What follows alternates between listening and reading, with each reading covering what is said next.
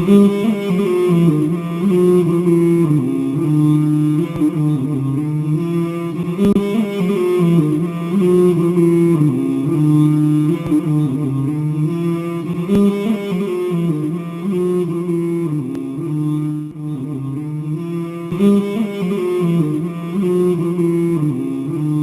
پیارے نبی صلی اللہ علیہ وسلم نے اپنی مبارک انگلی سے ریتی میں 4 لکیریں ڈالی اور صحابہ سے پوچھا، اے میرے صحابہ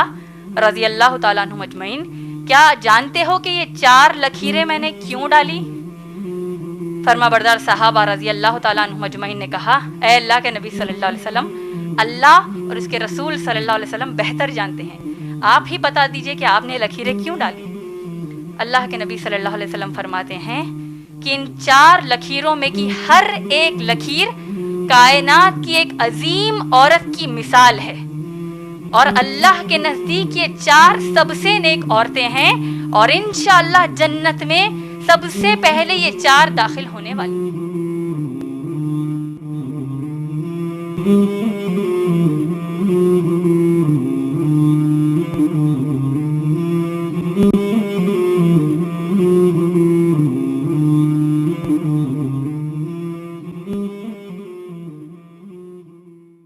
السلام علیکم ورحمۃ اللہ وبرکاتہ۔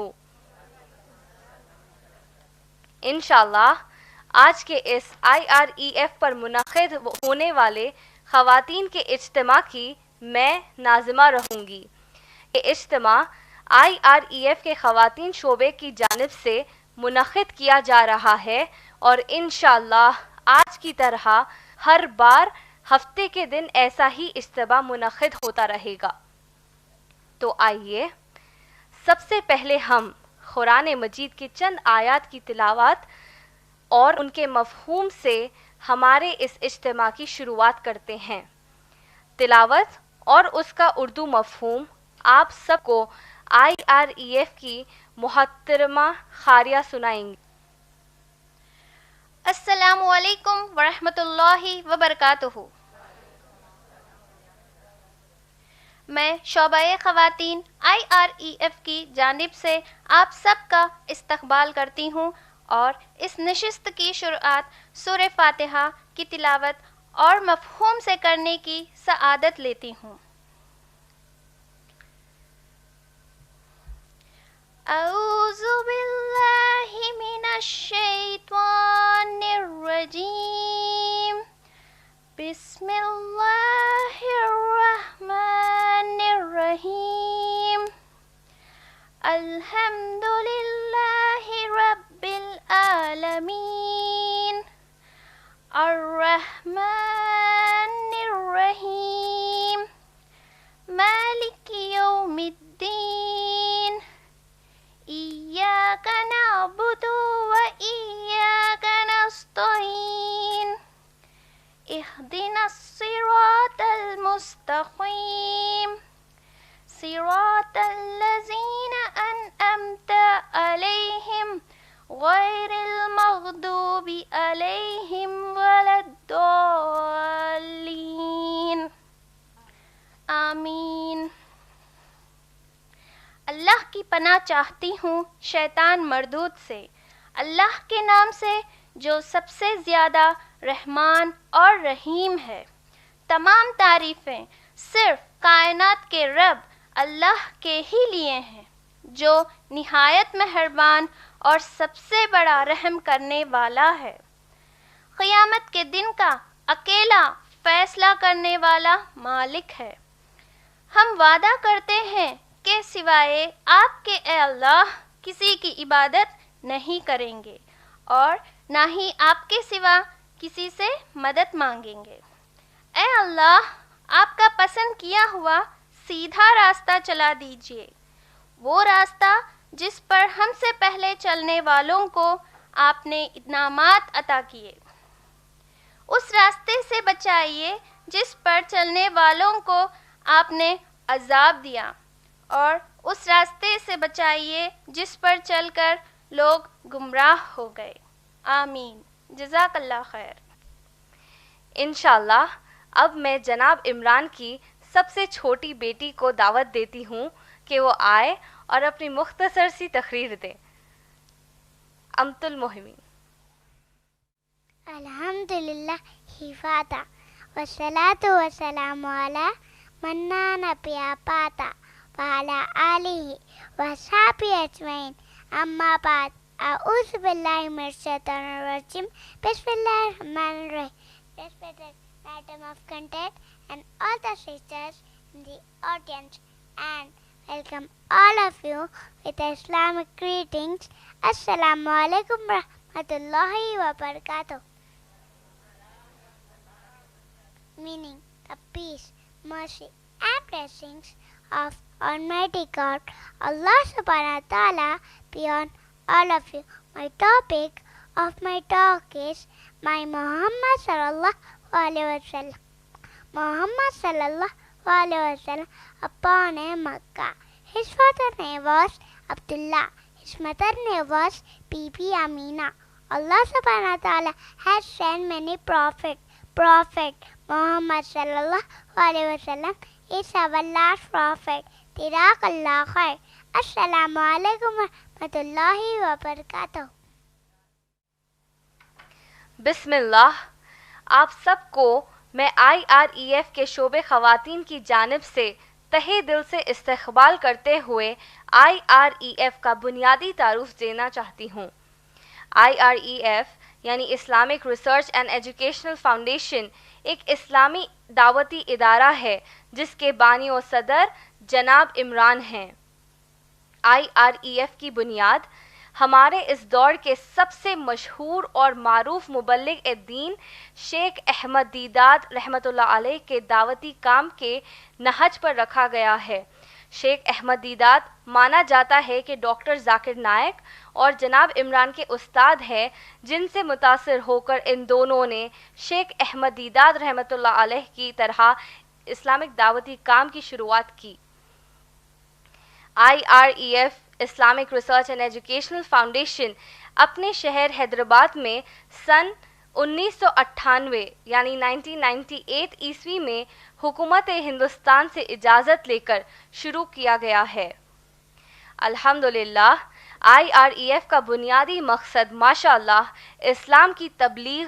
اور تشہیر کرنا ہے اور لوگوں کو اسلام کی دعوت پیش کرنا ہے تاکہ غیر مسلمان کلمہ طیبہ پڑھ کر اسلام میں داخل ہوں اور ساتھ ہی ساتھ غلط عمل کرنے والے مسلمان بھی صحیح عمل کرے جو کہ قرآن اور حدیث با فہم اور منہج صحابہ اکرام رضی اللہ تعالی عنہم اجمعین ہو۔ ہر اتوار یعنی ہر سنڈے کو IREF پر مرد و خواتین کے لیے جناب عمران کا انگریزی میں اللہ کے 99 ناموں میں سے کسی ایک نام اور صفت پر دوپہر 3:30 بجے سے شام 5:30 بجے تک یعنی 3:30 PM سے 5:30 PM تک بیان ہوتا ہے، اور اس پہ غیر مسلم مرد اور خواتین بھی شرکت کرتی ہیں۔ ماشاءاللہ آج یعنی 16 جنوری سن 2016 عیسوی سے بروز ہفتہ سے صرف خواتین کے لیے بیانات کا سلسلہ شروع کیا جا رہا ہے۔ آپ کی ہر دل عزیز مقررہ محترمہ امت المتین کی اصل تقریر کے علاوہ خود میں بھی تقریر کیا کروں گی۔ محترمہ امت المتین جولائی 2005 عیسوی یعنی 2005 میں جناب عمران سے دوسری بیوی کی حیثیت سے نکاح کرنے کے بعد سے ہی اللہ کی طرف سے یہ ممکن ہو پایا کہ IREF کا ایک مکمل شعبہ خواتین قائم کیا جا سکے، جس کے ذریعے مخصوص توجہ کے ساتھ خواتین میں دین اسلام کی دعوت کے کام کیا جا سکے۔ الحمدللہ آج محترم امت المتین 5 بچوں کی ماں ہونے کے باوجود کبھی اس بات کا احساس نہیں ہونے دیتی اولاد یا گھریلو ذمہ داری ایک عورت کو دعوت دین کا کام انجام دینے سے رکا سکتی ہے۔ ماشاءاللہ جناب عمران کی طرح محترمہ امت المتین انگریزی اور اردو زبان میں تقاریر کرتی ہیں، اور ان کے تقاریر کے ویڈیوز جناب عمران کے ویڈیوز کے ساتھ آپ لوگ YouTube پر دیکھ سکتے ہیں۔ انشاءاللہ محترمہ امت المتین کی تقریر کے بعد آپ سب لوگ کو ان سے سوال و جواب کا موقع دیا جائے گا، تو آپ لوگ اس وقت ان سے اپنے سوالات کر سکتی ہیں، لیکن تقریر کے دوران نہیں کر سکتی۔ انشاءاللہ اب میں محترمہ امت المتین سے گزارش کرتی ہوں کہ وہ اپنے تقریر بعنوان اللہ کے نزدیک 4 سب سے نیک عورتوں پر اپنی بیان شروع کریں۔ محترمہ امت المتین۔ الحمد للہ وحدہ والصلاة والسلام علی من لا نبی بعدہ وعلی آلہ واصحابہ اجمعین۔ اعوذ باللہ من الشیطان الرجیم، بسم اللہ الرحمن الرحیم۔ وَإِذْ قَالَتِ الْمَلَائِكَةُ يَا مَرْيَمُ إِنَّ اللَّهَ اصْطَفَاكِ وَطَهَّرَكِ وَاصْطَفَاكِ عَلَى نِسَاءِ الْعَالَمِينَ۔ بسم اللہ الرحمن الرحیم۔ رب اشرح لی صدری ویسر لی امری واحلل عقدۃ من لسانی یفقہوا قولی۔ آج کی اس نشست کی ناظمہ سامعات میں موجود بزرگوں کا اور میری بہنوں کا میں اسلامی طریقے سے استقبال کرتی ہوں۔ السلام علیکم ورحمۃ اللہ وبرکاتہ، جس کا معنی ہے آپ سب پر اللہ سبحانہ تعالیٰ کی سلامتی، رحمتیں اور برکتیں ہوں۔ میری آج کی تقریر کا عنوان ہے اللہ کے نزدیک 4 سب سے نیک عورتیں۔ سب سے پہلے میں اللہ سبحانہ تعالیٰ کا تہہ دل سے شکر ادا کرنا چاہتی ہوں، الحمدللہ، کیونکہ اللہ سبحانہ تعالیٰ نے ہم سب کو یہاں IREF کے نئے دفتر میں سب سے پہلی مرتبہ مخصوص خواتین کا پروگرام کرنے کی توفیق دی، اور اسی اعتبار سے میں آپ سب کا بھی شکریہ ادا کرنا چاہتی ہوں کہ آپ سب یہاں پر IREF کا یہ سب سے پہلا مخصوص خواتین کا پروگرام نئے IREF کے دفتر میں، اس میں آپ لوگ شرکت کرنے آئیں۔ اللہ سے دعا کرتی ہوں کہ اللہ ہم سب کو قرآن،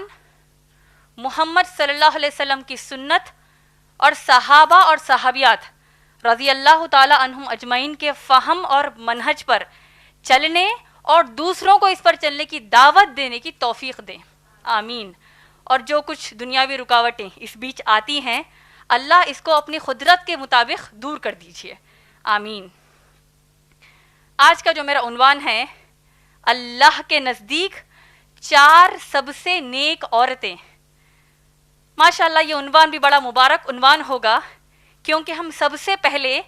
اس عنوان پر غور و فکر اور اس کی تعلیمات پر عمل کرنے کی کوشش کریں گے، تاکہ ہم نہ صرف دنیا کے نزدیک سب سے اہم عورت بننا نہیں سیکھیں گے، بلکہ اللہ کے نزدیک کامیاب، اہم اور اللہ کے نزدیک نیک عورت کیسے بنے، اس کا ہم جائزہ لیں گے۔ میرا یہ عنوان لینے کا مقصد یہی ہے کہ آج جو ہم عورتیں دنیا کی کوئی بھی غیر اسلامی تہذیب،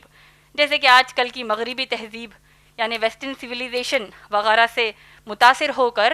ہم اسلام کی تعلیمات سے دور جا رہی ہیں، جس کی وجہ سے ہم اپنے لیے خود پریشانیاں کھڑی کر رہی ہیں یا پھر کسی نہ کسی ظلم کا ہم شکار ہو رہی ہیں۔ آج کی میری تقریر کا مقصد یہی ہے کہ آج ہم مسلم عورتیں آج کی کسی دنیا کی کامیاب عورت، جس کو دنیا کامیاب کہتی ہے، اس کو جو ہم مثال کے طور پر لیتے ہیں، تو ایسا ہم بالکل نہ کریں، بلکہ اللہ کے نزدیک سب سے نیک جو ہیں اس کے جیسا ہم بن جائیں، ان سب کے جیسا ہم بن جائیں، آمین۔ آج کا جو میرا عنوان ہے اللہ کے نزدیک 4 سب سے نیک عورتیں، یہ عنوان کو سمجھنے سے پہلے میں آپ کو چند قرآن کی آیتیں بتانا چاہتی ہوں، جس سے کہ ہم کو آج کا عنوان سمجھ میں آئے گا۔ اگر ہم قرآن مجید پڑھتے ہیں، اللہ سبحانہ تعالیٰ انسانوں کی پیدائش، انسانوں کا وجود، اس کے بارے میں سورہ حجرات سورہ نمبر 49 آیت نمبر 13 میں فرماتے ہیں، اللہ فرماتے ہیں، اس آیت کا مفہوم یہ ہے، اے انسانوں، اللہ کہتے ہیں اللہ نے تم کو سب سے پہلی مرتبہ ایک مرد اور ایک عورت سے پیدا کیا اور تم سب کو بے شمار قبیلوں میں بانٹ دیا، اور اللہ کہتے ہیں اِنَّ أَكْرَمَكُمْ عِنْدَ اللَّهِ أَتْقَاكُمْ، اللہ نے جیسے کہ کئی مرد اور عورت دنیا میں پیدا کر دیے ماشاءاللہ، لیکن اللہ فرماتے ہیں کہ اللہ کے نزدیک سب سے پسندیدہ بندہ یا بندی کون ہے؟ چاہے وہ بندہ یا بندی کسی بھی خاندان سے ہو، چاہے وہ بندہ یا بندی دنیا کے کسی کونے میں رہتا ہو یا رہتی ہو، لیکن صرف اللہ سے ڈرتا ہو، اور اللہ ہر چیز کی خبر رکھتے ہیں۔ اسی طریقے سے اللہ سبحانہ تعالیٰ نے ہم انسانوں کو اپنی زندگی کا مقصد بتایا، جس کا ذکر قرآن مجید میں سورہ زاریات سورہ نمبر 51 آیت نمبر 56 میں ہے۔ اللہ فرماتے ہیں اعوذ باللہ من الشیطان الرجیم بسم اللہ الرحمن الرحیم وما خلقت الجن والانس الا لیعبدون۔ اللہ فرماتے ہیں اس آیت کا مفہوم یہ ہے کہ ہم نے جنوں اور انسانوں کو کسی اور مقصد کے لیے پیدا ہی نہیں کیا سوائے اس کے کہ وہ صرف میری عبادت کریں۔ اور ماشاءاللہ اللہ کی عبادت کرنے کے لیے اللہ نے ہم سب کے لیے سب سے بہترین مثال بنایا ہمارے پیارے محمد الرسول اللہ صلی اللہ علیہ وسلم کو۔ اور اللہ سبحانہ تعالیٰ نے محمد صلی اللہ علیہ وسلم کو جو سب سے بہترین مثال بنایا، اس کا ذکر قرآن میں سورہ احزاب سورہ نمبر 33 آیت نمبر 21 میں آیا ہے۔ آج کا جو میرا عنوان ہے اللہ کے نزدیک 4 سب سے نیک عورتیں، یہ عنوان ہمارے پیارے نبی محمد صلی اللہ علیہ وسلم کی ایک حدیث پر مبنی ہے، جس کا ذکر مسند احمد حدیث کی کتاب جلد نمبر 3 حدیث نمبر 2901 میں آیا ہے۔ ایک واقعہ بیان کیا گیا ہے جہاں پر ہمارے پیارے نبی محمد صلی اللہ علیہ وسلم اپنے چند صحابہ کے ساتھ بیٹھے ہوئے تھے، اور اللہ کے نبی صلی اللہ علیہ وسلم جیسے کہ صحابہ کے ساتھ ریتی پر بیٹھے ہوئے تھے، ہمارے پیارے نبی صلی اللہ علیہ وسلم نے اپنی مبارک انگلی سے ریتی میں 4 لکیریں ڈالی اور صحابہ سے پوچھا، اے میرے صحابہ رضی اللہ تعالیٰ عنہم اجمعین، کیا جانتے ہو کہ یہ 4 لکیریں میں نے کیوں ڈالی؟ فرما بردار صحابہ رضی اللہ تعالیٰ عنہم اجمعین نے کہا، اے اللہ کے نبی صلی اللہ علیہ وسلم، اللہ اور اس کے رسول صلی اللہ علیہ وسلم بہتر جانتے ہیں، آپ ہی بتا دیجئے کہ آپ نے لکیریں کیوں ڈالی۔ اللہ کے نبی صلی اللہ علیہ وسلم فرماتے ہیں کہ ان 4 لکیروں میں کی ہر ایک لکیر کائنات کی ایک عظیم عورت کی مثال ہے، اور اللہ کے نزدیک یہ 4 سب سے نیک عورتیں ہیں، اور انشاءاللہ جنت میں سب سے پہلے یہ 4 داخل ہونے والی ہیں۔ ان 4 عورتوں کا نام، نیک عورتوں کا نام جو ہم سب عورتوں کے لیے مثال ہیں، وہ 4 عورتوں کے نام کیا ہے؟ خدیجہ بنت خویلد رضی اللہ تعالی عنہا، فاطمہ بنت محمد رضی اللہ تعالی عنہا صلی اللہ علیہ وسلم، مریم بنت عمران علیہ السلام، اور آسیہ بنت مزاحم علیہ السلام۔ انشاءاللہ آج میں اپنی تقریر میں ان 4 اللہ کے نزدیک سب سے نیک عورتوں کی سیرت کے چند اہم پہلو بتاؤں گی، تاکہ ہم بھی انشاءاللہ ان کے طرح اللہ کے نزدیک نیک ہو جائیں، آمین۔ ان 4 نیک اللہ کے نزدیک عورتوں کی سیرت بیان کرنے سے پہلے میں آپ کو یہ بتا دوں کہ میں اپنی تقریر میں ان 4 نیک عورتوں کو تاریخی ترتیب یعنی کرونالوجی کے مطابق بیان کروں گی۔ تو اس کا مطابق یہ ہوگا کہ سب سے پہلے نمبر پر آئیں گی آسیہ علیہ السلام، پھر آئیں گی مریم علیہ السلام،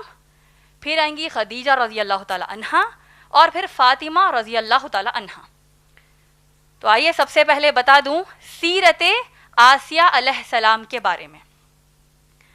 آسیہ علیہ السلام کے بارے میں ہم عورتیں جو عام طور پر جانتی ہیں وہ یہی ہے کہ آسیہ علیہ السلام فرعون کی بیوی تھیں، انہوں نے موسیٰ علیہ السلام کو دریائے نیل سے اٹھا کر اپنے محل میں پال پوس کر بڑا کیا، اور ایسے ہی چند دوسری باتیں ہم جانتی ہیں، جس سے ہم کو اس بات کا اندازہ نہیں ہوتا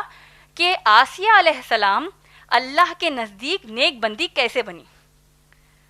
عموماً ہم عورتیں بھی اپنا نام آسیہ رکھتی ہیں۔ ہم کو یہ جاننا چاہیے کہ عربی میں آسیہ لفظ 2 طریقوں سے لکھا جاتا ہے، ایک ہے الف سین یا اور ایک ہے عین صاد یا، اور دونوں کے معنی الگ ہیں۔ الف سین یا یہ جو نام آسیہ ہے، اس کا مطلب کسی کی مدد کرنا ہے، اور عین سودیا سے جو نام آسیہ آتا ہے اس سے مطلب ہے نافرمان. یہی وجہ ہے صحیح مسلم کی روایت کے مطابق کہ اللہ کے نبی صلی اللہ علیہ وسلم نے عمر رضی اللہ تعالیٰ عنہ کی بیٹی جس کا نام آسیہ تھا جو عین سودیا سے تھا اس کو بدل کر جمیلہ رکھنے کے لیے کہا, کیونکہ آسیہ وہاں پر نافرمان اس کا معنی ہے. ہماری آسیہ علیہ السلام کا نام الف سین یا سے ہے جس کا معنی کسی کی مدد کرنا ہے. آسیہ علیہ السلام انتہائی ظالم بادشاہ فرعون کی بیوی تھیں. اب بادشاہ کی بیوی ہونے کی حیثیت سے ان کا گزارا بڑے عالیشان محل میں عیش و آرام میں ہوا, لیکن ان کی زندگی کا آخری وقت نے انہیں اللہ کے نزدیک نیک بنا دیا. میری پیاری بہنوں, ذرا آپ لوگ غور کیجئے کہ قتادہ رضی اللہ تعالیٰ عنہ فرعون کے ظلم کے بارے میں کیا کہتے ہیں. قتادہ رضی اللہ تعالیٰ عنہ فرماتے ہیں کہ روئے زمیں پر تمام لوگوں میں سب سے زیادہ سرکش یعنی سب سے زیادہ گنہگار ظالم اللہ کا نافرمان فرعون تھا, لیکن اس کے کفر نے اس کی بیوی یعنی آسیہ علیہ السلام کو کوئی نقصان نہیں پہنچایا, کیونکہ ہماری آسیہ علیہ السلام نے فرعون کے دیے ہوئے عیش و آرام کو انہوں نے ناپسند کیا اور پھر انہوں نے فرعون کا ظلم سہنا اپنے لیے پسند کر لیا, کیونکہ وہ اپنی زندگی اللہ کی نافرمانی میں گزارنا نہیں چاہتی تھی. یہ مخصوص عمل اللہ کو اتنا پسند آیا کہ اللہ سبحانہ تعالیٰ نے قیامت تک آنے والی ہم تمام عورتوں کے لیے آسیہ علیہ السلام کو ہمارے لیے مثال بنا دیا,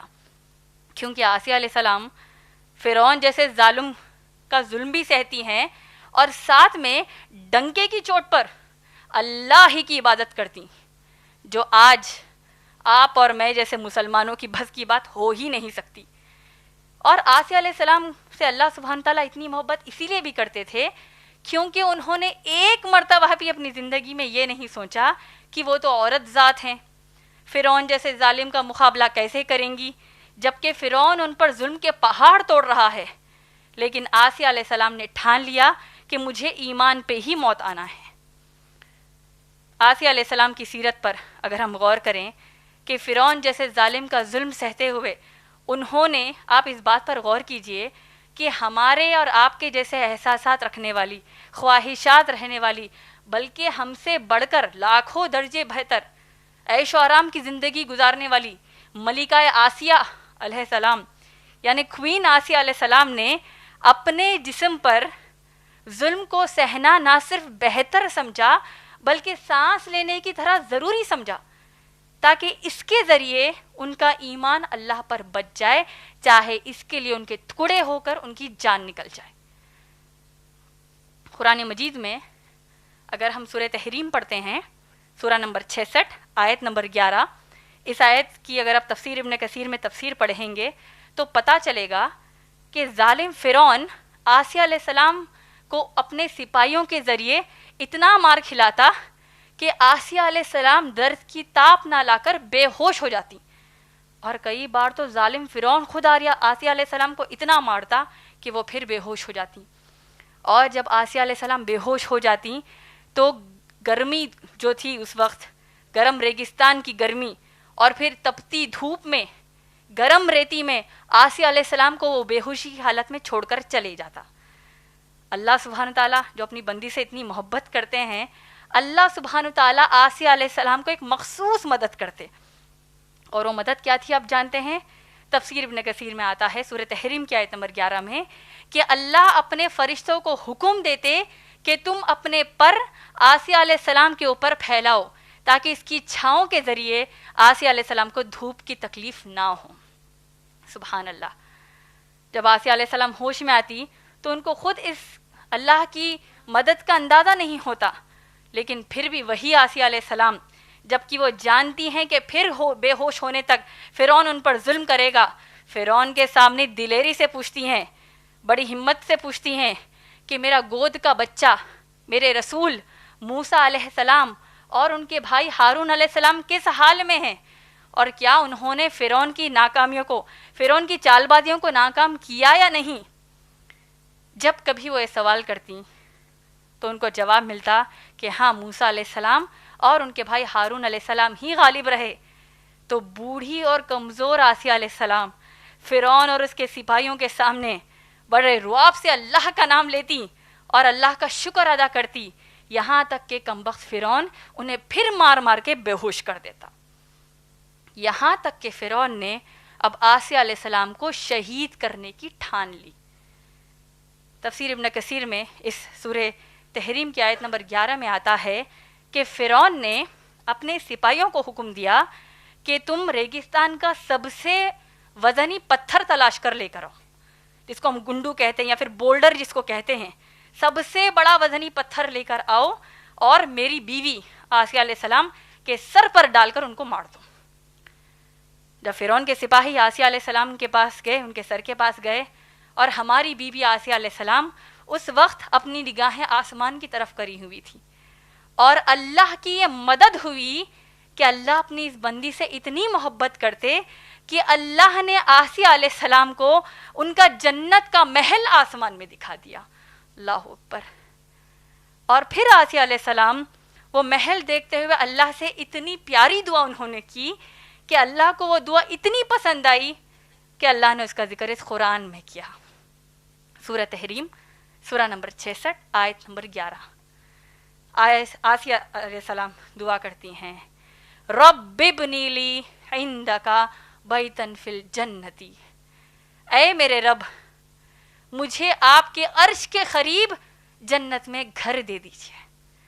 اندازہ کریے میری بہنوں، کیسے وقت میں وہ کیسی دعا مانگ رہی ہیں، وہ بوڑھی کمزور، اب ان کو معلوم ہے کہ اب ان کو مرنا ہے،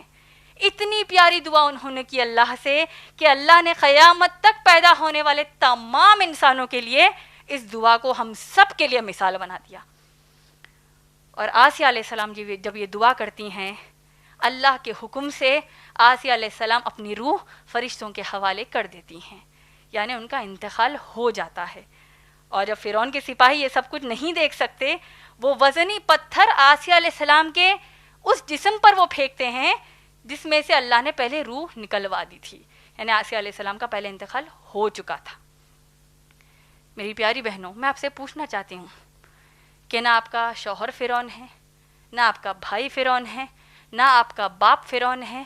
بلکہ ہم سب تو مسلمان گھر میں پلے بڑے ہیں۔ تو میں آپ سے پوچھتی ہوں کہ کیا آپ اپنی مرضی سے قرآن اور نبی صلی اللہ علیہ وسلم کی سنت کی تعلیمات کو اپنے ہاتھوں سے آپ ٹھکرا رہی ہیں، یا کوئی آپ پر ظلم کر رہا ہے؟ ظاہر سی بات ہے، آپ لوگ تو یہی کہیں گے کہ ہم کو اللہ کی فرمانبرداری کرنے کے لیے کوئی روک تھام نہیں، ہم پر کوئی ظلم نہیں ہو رہا، تو گویا کہ ہم اپنے آپ سے اللہ کی نافرمانی کر رہی ہیں۔ تو لہذا میں یہی چاہتی ہوں کہ آپ سب اللہ کی فرمانبرداری میں جٹ جائیں، یہاں تک کہ وہ وقت نہ لائیے کہ اللہ آپ پر کوئی ظالم کو مسلط کرے۔ اور اگر ایسا ہوا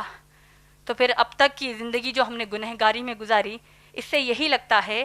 کہ آسیہ علیہ السلام جیسا ایمان تو ہمارے اندر نہیں، بلکہ تھوڑا بھی ظلم اگر ہم پر ہو جائے تو کہیں ہم اللہ پر ایمان سے ہم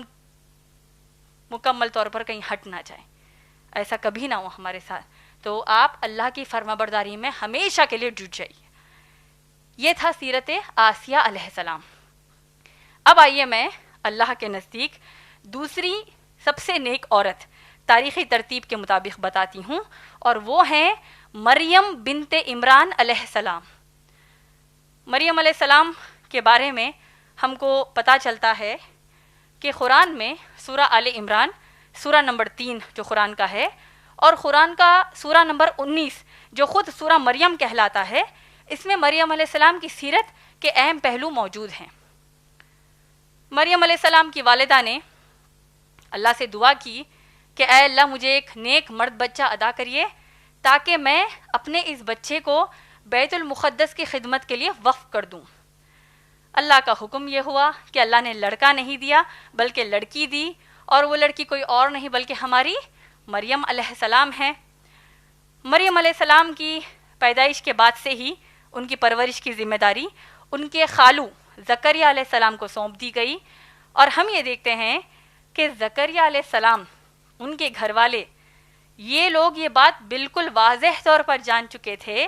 کہ مریم علیہ السلام پر اللہ کی جانب سے جو نشانیاں ظاہر ہوتی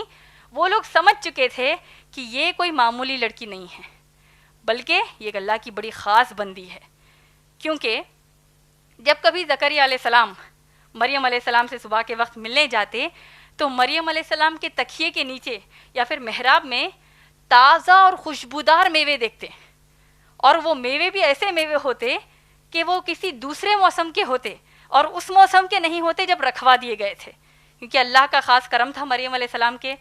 اللہ سبحانہ تعالیٰ فرشتوں کے ذریعے مریم علیہ السلام کے پاس وہ میوے پہنچا دیتے. اس کا مطلب یہ ہوا، یعنی دوسرے موسم کے میوے ہوتے، اس کا مطلب یہ ہے کہ اگر سرما کا موسم ہے یعنی ونٹر سیزن ہے تو گرما کے موسم کے میوے ہوتے، اور گرما کا موسم ہوتا تو سرما کے موسم کے میوے ہوتے. اب جب ہماری مریم علیہ السلام اتنے بہترین ماحول میں پرورش پا رہی ہیں، ان کو اس بات کا بالکل اندازہ نہیں تھا کہ ان کو ان کی جوانی میں اللہ کس آزمائش سے گزاریں گے، اور کتنا پیارا بیٹا ہوگا ان کا، اور کتنا عظیم رسول ان کو اللہ بیٹے کے طور پر عطا کریں گے. مریم علیہ السلام کی پرورش کو دیکھ کر، مریم علیہ السلام کا جو اللہ پر ایمان تھا، اس کو دیکھ کر زکریا علیہ السلام ان کے خالو جو خود ایک اللہ کے نبی ہیں، وہ اس قدر متاثر ہوئے کہ انہوں نے اللہ سے، جبکہ وہ ضعیفی کی عمر کو پہنچ چکے تھے، انہوں نے اللہ سے نیک لڑکے کی دعا کی، اور اللہ نے ان کو یحییٰ علیہ السلام بیٹے کے طور پر دیا، جو بعد میں اللہ کے ایک نبی بنے، جس کے بارے میں یعنی یحییٰ علیہ السلام کے بارے میں محمد صلی اللہ علیہ وسلم فرماتے ہیں کہ آدم علیہ السلام سے لے کر قیامت تک آنے والے انسانوں میں اللہ کے نزدیک سب سے نیک اور پاک دامن یحییٰ علیہ السلام ہے.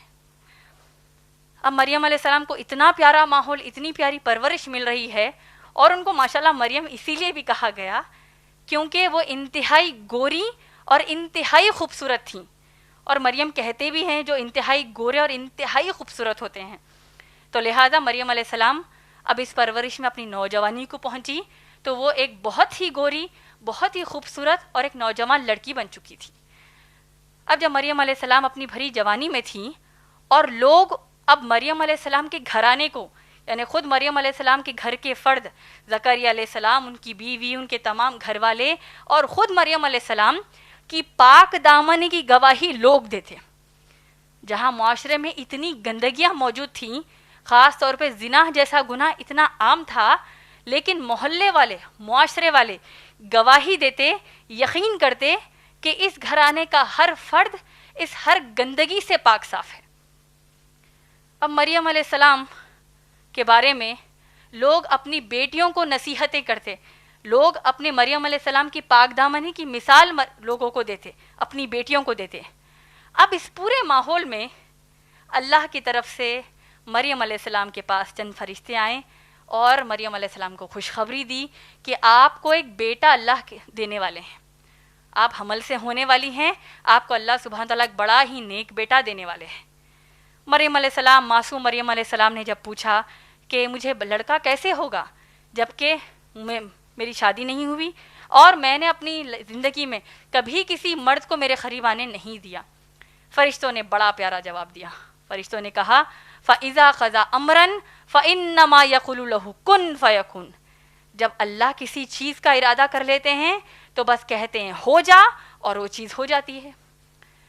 فرشتوں نے مریم علیہ السلام کو کہا کہ آپ کے بیٹے کو اللہ سبحانہ تعالیٰ پیدائش سے ہی اپنا رسول بنا کر بھیجیں گے. آپ کا بیٹا پیدائش سے ہی بڑے لوگوں کی طرح بات چیت کرے گا، آپ کا بیٹا لوگوں کو توحید کی دعوت دے گا، اور دیگر باتیں فرشتوں نے مریم علیہ السلام کو سنائیں. آپ لوگ غور کیجئے کہ اس پورے واقعے میں مریم علیہ السلام پر کیا آزمائش گزری ہوگی. اس کی مثال دے دیتی ہوں. آپ میں سے جو یہاں پر شادی شدہ نہیں ہیں وہ اچانک سے اپنے گھر والوں کے بیچ میں جائیں اور محلے والوں کے بیچ میں جا کر کہیں کہ میں پریگننٹ ہوں، میری شادی نہیں ہوئی اور میں پریگننٹ ہوں، اور آپ اپنے تمام لوگوں سے کٹ کر حمل کے پورے 9 مہینے گزار کے اب بچے کو اپنے گھر والوں اور محلے والوں کے بیچ میں آپ لے کر آئیں، تو لوگ کیا باتیں نہیں کریں گے، کتنی گندی باتیں نہیں کریں گے. پھر آپ کیا رد عمل کی توقع رکھیں گے، کیا ریاکشن ایکسپیکٹ کریں گے؟ لوگ تو گندی ہی باتیں کریں گے. تو اب سوچئے مریم علیہ السلام کو جب یہ خوشخبری اللہ کی طرف سے ملی کہ آپ کو بیٹا ہونے والا ہے، ہماری فرما بردار مریم علیہ السلام جب ان کو پتہ چل گیا کہ ان کو یہ اولاد ہونے والی ہے، اللہ نے کہا کہ اپنی بستی والوں سے کٹ کر، خاندان والوں سے کٹ کر حمل کے 9 مہینے گزارو،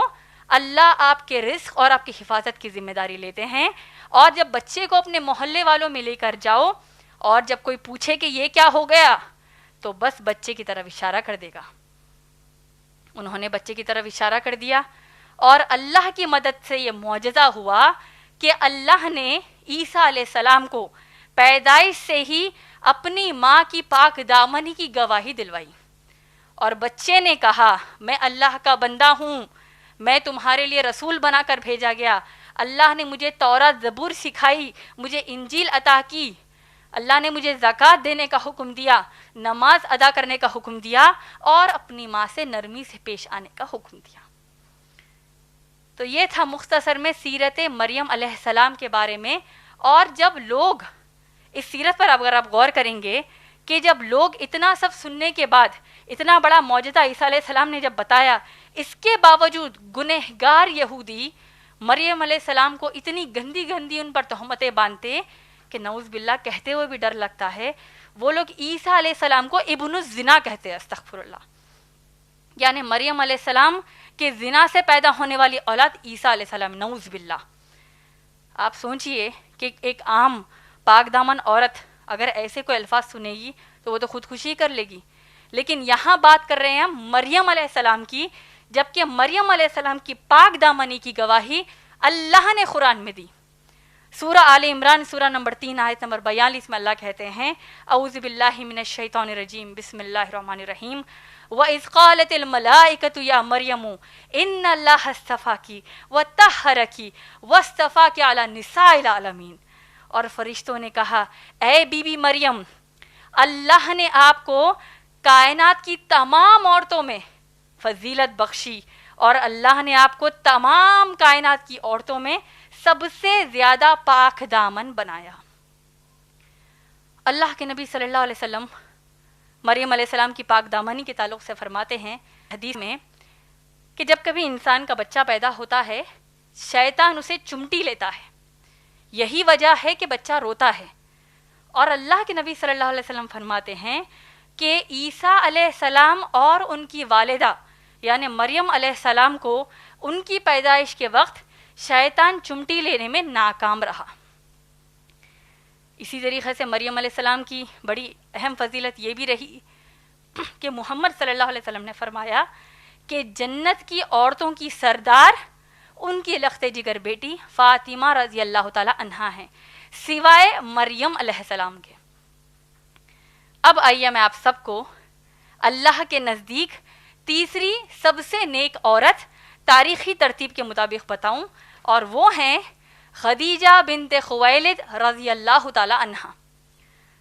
خدیجہ رضی اللہ تعالی عنہا کی عظمت بیان کرنے سے پہلے میں آپ سب کے سامنے ایک چھوٹی اصلاحی بات کرنا چاہتی ہوں. وہ یہ ہے کہ کئی لوگ خدیجہ رضی اللہ تعالی عنہا کا نام غلط طریقے سے لیتے ہیں. ان کا نام اصل میں خدیجہ رضی اللہ تعالی عنہا ہے. ہم عام طور پر ان کو ختیجہ کہتے ہیں، دراصل نام ہے خدیجہ جس کے ہجے ہیں خا دال یا جیم اور ہا، اور اگر انگلش میں لکھنا ہے تو ہوگا KHA یا پھر QHADIJAH. اب خدیجہ رضی اللہ تعالیٰ عنہ کی عظمت اگر میں بتانے بیٹھ جاؤں تو پھر کئی مہینے یا سال نکل جائیں گے، لیکن ان کی عظمت کا حق میں ادا نہیں کر پاؤں گی، یہ ہم میں سے کوئی نہیں کر پائے گا. خدیجہ رضی اللہ تعالیٰ عنہ اللہ کی وہ محبوب بندی ہے، وہ خوش نصیب بندی ہے جس کو اللہ نے خود محبوب رکھا، اور اللہ جس سے سب سے زیادہ محبت کرتے ہیں یعنی محمد رسول اللہ صلی اللہ علیہ وسلم کی سب سے زیادہ محبت والی بیوی ان کو بنایا. ہم سب جانتے ہیں خدیجہ رضی اللہ تعالی عنہا ایک خود مختار، سیلف میڈ، انتہائی پیسے والی اور اس دور کی کامیاب ترین تاجرہ تھیں یعنی بزنس وومن تھی. مکے کے لوگ خدیجہ رضی اللہ تعالی عنہا کے بارے میں ان کا ماشاءاللہ اتنا ذکر کرتے، ان کی اتنی عزت کرتے، کیونکہ خدیجہ رضی اللہ تعالیٰ عنہ کی پاک دامنی، ان کی امانت داری، ان کا خیر خیرات کرنے کا جذبہ، ان کی شرافت لوگوں میں ان کو بڑا ہی مشہور اور عزت والا بنا چکا تھا. خدیجہ رضی اللہ تعالیٰ عنہ محمد صلی اللہ علیہ وسلم سے نکاح سے پہلے وہ 2 بار بیوہ ہو چکی تھیں، اور چند تاریخی روایتوں میں آتا ہے کہ وہ 1 بار بیوہ اور 1 بار مطلقہ تھیں۔ اب جب اتنی بڑی تجارت کی وہ مالکہ ہیں، اتنی بڑے بزنس امپائر کی وہ ملکہ ہیں، تو پھر ان کو کئی مرتبہ اپنے مرد غلاموں اور نوکروں پر بھروسہ کرنا پڑتا، اور کئی بار یہ بے وفا مرد غلام اور نوکر ان کو بزنس میں ان کے نقصان کر دیتے۔ لہذا خدیجہ رضی اللہ تعالیٰ عنہ ایک بڑے ہی امانت دار اور شریف ملازم کی تلاش میں تھی۔ اللہ سبحانہ تعالیٰ نے خدیجہ رضی اللہ تعالیٰ عنہ کو محمد صلی اللہ علیہ وسلم کو اپوائنٹ کرنا، یعنی محمد صلی اللہ علیہ وسلم کو کاروبار کی ذمہ داری سونپنے کا مقدر کر دیا۔ اور اب اس کے بعد کیا پوچھنا، خدیجہ رضی اللہ تعالیٰ عنہ محمد صلی اللہ علیہ وسلم کی شرافت، ان کی سچائی، ان کی امانت داری، ان کا انداز تجارت، وہ اتنا متاثر ہو گئیں کہ انہوں نے اپنی دوست نفیسہ کو ابو طالب کے پاس محمد صلی اللہ علیہ وسلم سے رشتے کا پیغام پہنچا دیا، بلا یہ سوچے کہ محمد صلی اللہ علیہ وسلم خدیجہ رضی اللہ تعالیٰ عنہ سے 15 سال کے چھوٹے ہیں۔ ابو طالب نے رشتہ قبول کر لیا، اور ماشاءاللہ محمد صلی اللہ علیہ وسلم کا سب سے پہلا نکاح خدیجہ رضی اللہ تعالیٰ عنہ سے ہوا، جبکہ نکاح کے وقت محمد صلی اللہ علیہ وسلم کی عمر صرف 25 سال تھی، اور خدیجہ رضی اللہ تعالیٰ عنہ کی عمر نکاح کے وقت 40 سال کی تھی۔ ماشاءاللہ نکاح ہونے کے بعد اب محمد صلی اللہ علیہ وسلم خدیجہ رضی اللہ تعالیٰ عنہ کی تجارت کے مکمل نگرانکار بن چکے تھے، اور نکاح کے صرف 8 سے 10 سال میں خدیجہ رضی اللہ تعالیٰ عنہ کا کاروبار اتنے بڑے پیمانے پر پھیلا اور اتنا فائدہ ملا کہ خود خدیجہ رضی اللہ تعالیٰ عنہ اور مکے کے دوسرے تاجروں کے بس کی بات ہی نہیں تھی، انہوں نے ایسا کبھی سوچا ہی نہیں۔ ماشاءاللہ اللہ نے اب اتنا نواز دیا تھا کہ محمد صلی اللہ علیہ وسلم خدیجہ رضی اللہ تعالیٰ عنہ اور ان کی نسلیں اب صرف بیٹھ کر کھا سکتے تھے، کیونکہ خدیجہ رضی اللہ تعالیٰ عنہ کو محمد صلی اللہ علیہ وسلم سے جو اولاد ہوئی، اور جو ماشاءاللہ پورا ایک ماحول گھر میں بنا ہوا تھا، بڑی امیری، بڑی خوشحالی کا ماحول بنا ہوا تھا، لیکن ہمارے نبی صلی اللہ علیہ وسلم کو مکے کے اندر ہونے والے گناہ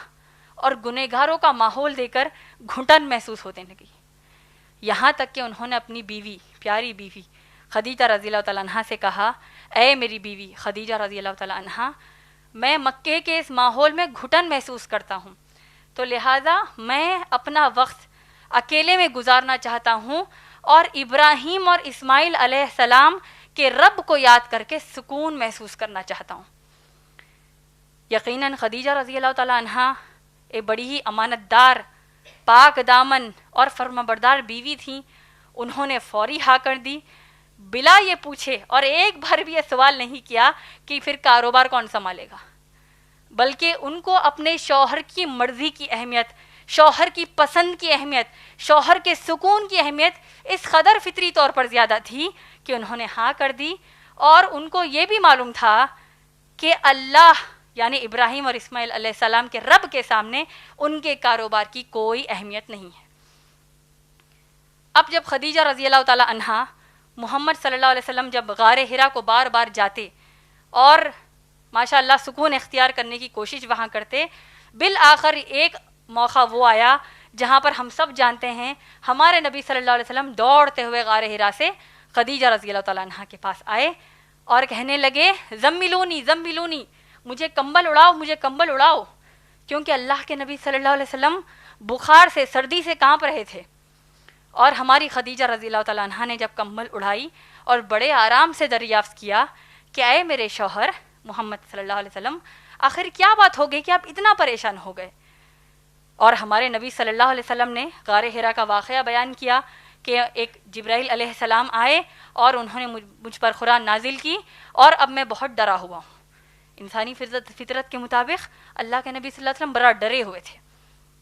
خدیجہ رضی اللہ تعالیٰ عنہ کا پہلا احسان دیکھیے، خدیجہ رضی اللہ تعالیٰ عنہ اپنے شوہر محمد صلی اللہ علیہ وسلم سے کہتی ہیں کہ اے میرے شوہر، اس میں اتنا ڈرنے والی کیا بات ہے، کیونکہ آپ، مجھے اللہ پر یقین ہے کہ اللہ نے آپ کو رسول ضرور بنایا ہوگا، کیونکہ آپ کے اندر رسولوں اور نبیوں کے کردار موجود ہیں، کیونکہ مجھ سے بہتر آپ کو دنیا میں کوئی نہیں جانتا۔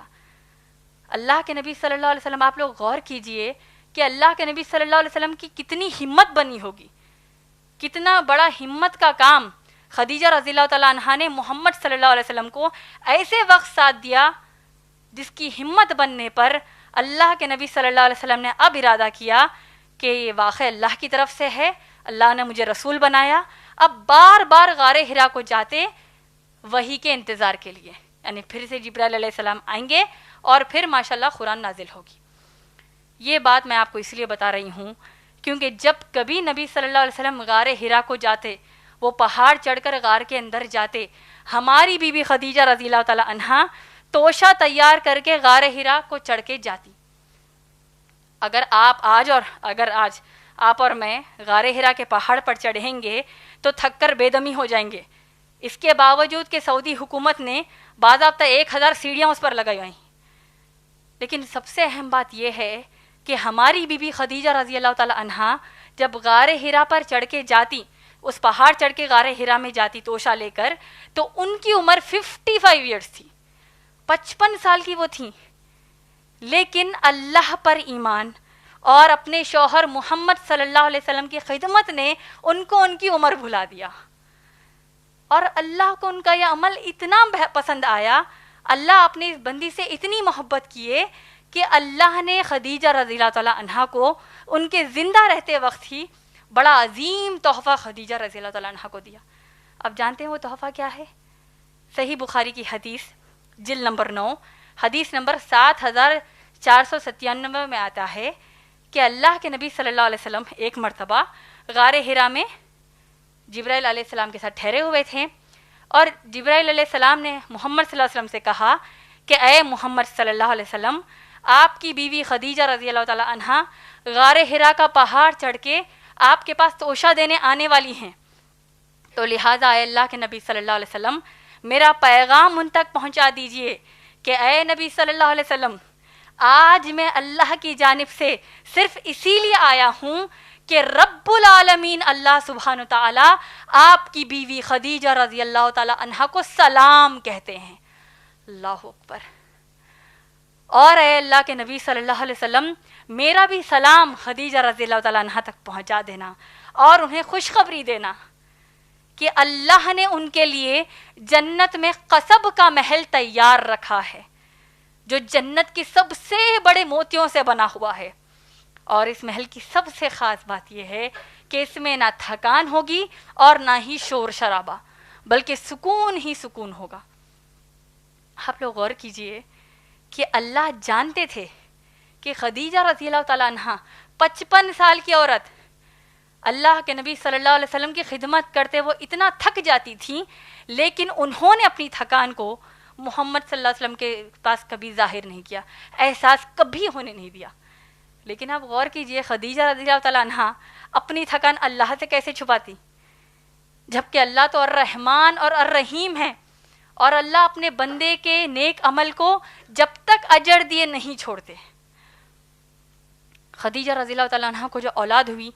4 بیٹیاں اور 2 بیٹے، محمد صلی اللہ علیہ وسلم سے 2 بیٹے قاسم اور عبداللہ، یہ لوگ بچپن میں ہی ان کا انتقال ہو چکا۔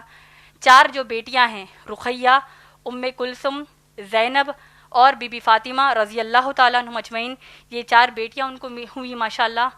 اور اس کے علاوہ محمد صلی اللہ علیہ وسلم کو ان کی ایک بیوی ماریہ قبطیہ رضی اللہ تعالیٰ عنہا سے ایک لڑکا پیدا ہوا جس کا نام ابراہیم ہے، لیکن وہ بھی ابراہیم رضی اللہ تعالیٰ عنہ بھی اپنی پیدائش کے بعد تھوڑے دنوں کے بعد ہی ان کا انتقال ہو گیا۔ خدیجہ رضی اللہ تعالیٰ عنہا کے بارے میں قرآن مجید میں ہم دیکھتے ہیں اللہ سبحانہ تعالیٰ نے محمد صلی اللہ علیہ وسلم کی بیویوں کو امت کی مائیں کہا ہے، جس کا ذکر سورہ احزاب سورہ نمبر 33 آیت نمبر 6 میں آیا ہے کہ اللہ سبحانہ تعالیٰ نے فرمایا کہ اے نبی صلی اللہ علیہ وسلم، آپ کی بیویاں تمام مسلمانوں کی ماؤں کی طرح ہے۔ تو گویا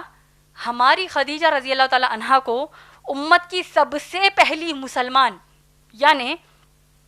امت محمد صلی اللہ علیہ وسلم میں لا الہ الا اللہ محمد الرسول اللہ صلی اللہ علیہ وسلم، یہ کلمہ پڑھنے والی سب سے پہلی امتی ہماری ماں خدیجہ رضی اللہ تعالیٰ عنہا ہیں۔ اور اس کے ساتھ ساتھ پوری امت کی سب سے پہلی ماں بھی خدیجہ رضی اللہ تعالیٰ عنہا ہے۔ خدیجہ رضی اللہ تعالیٰ عنہا کے تعلق سے ان کی عظمت بیان کرتے ہوئے 2 احادیث اور 1 آیت بتاتے ہوئے خدیجہ رضی اللہ تعالیٰ عنہا کی عظمت کو انشاءاللہ یہیں مکمل کر دوں گی۔ خدیجہ رضی اللہ تعالیٰ عنہا کے تعلق سے محمد صلی اللہ علیہ وسلم کی جو ایک اور بیوی ہیں جن کا نام عائشہ رضی اللہ تعالیٰ عنہا ہیں، وہ فرماتی ہیں کہ مجھے میری کسی سوتن سے جلن نہیں ہوئی سوائے خدیجہ رضی اللہ تعالیٰ عنہا کے، کیونکہ اللہ کے نبی صلی اللہ علیہ وسلم ان کا اتنا ذکر کرتے کہ ایک مرتبہ میں نے جذبے میں پوچھ ہی لیا کہ اے اللہ کے نبی صلی اللہ علیہ وسلم، کیا خدیجہ رضی اللہ تعالیٰ عنہا کے علاوہ آپ کسی اور کے بارے میں نہیں سوچ سکتے؟ سبحان اللہ، نبی صلی اللہ علیہ وسلم نے اتنا پیارا جواب دیا، کہا اے عائشہ رضی اللہ تعالیٰ عنہا، اللہ نے میرے دل میں خدیجہ رضی اللہ تعالیٰ عنہا کی محبت بھر دی ہے۔ سبحان اللہ۔ خدیجہ رضی اللہ تعالیٰ عنہا کے تعلق سے محمد صلی اللہ علیہ وسلم اپنی بیوی عائشہ رضی اللہ تعالیٰ عنہا سے فرماتے ہیں، او عائشہ رضی اللہ تعالیٰ عنہا، میری خدیجہ وہ خدیجہ ہے رضی اللہ تعالیٰ عنہا کہ اس نے سب سے پہلے مجھے سپورٹ کیا،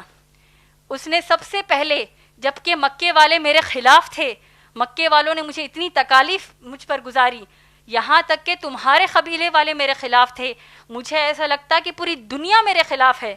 ایسے حالات میں میری سب سے پیاری بیوی خدیجہ رضی اللہ تعالیٰ عنہا، میں نے اس سے زیادہ مجھ سے محبت کرنے والی بیوی آج تک نہیں دیکھی۔ اس نے اپنا پورا مال، اپنی دولت اللہ کے دین کی دعوت کے لیے وقف کر دی، اور اس نے میرے ساتھ اتنی تکالیف جھیلی کہ یہاں تک کہ وہ موت کے گھاٹ کو اتر گئی، اور اللہ نے مجھے اولاد بھی تو خدیجہ رضی اللہ تعالیٰ عنہا سے دی ہے۔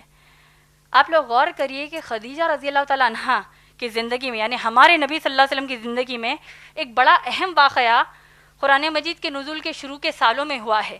اور وہ ہے شیبہ کی وادی کا واقعہ۔ جب کفار مکہ نے دیکھا کہ توحید کا کام بہت بڑھ چڑھ کر اللہ کے نبی صلی اللہ علیہ وسلم کر رہے ہیں، اور ہماری خدیجہ رضی اللہ تعالیٰ عنہا دیکھتی ہیں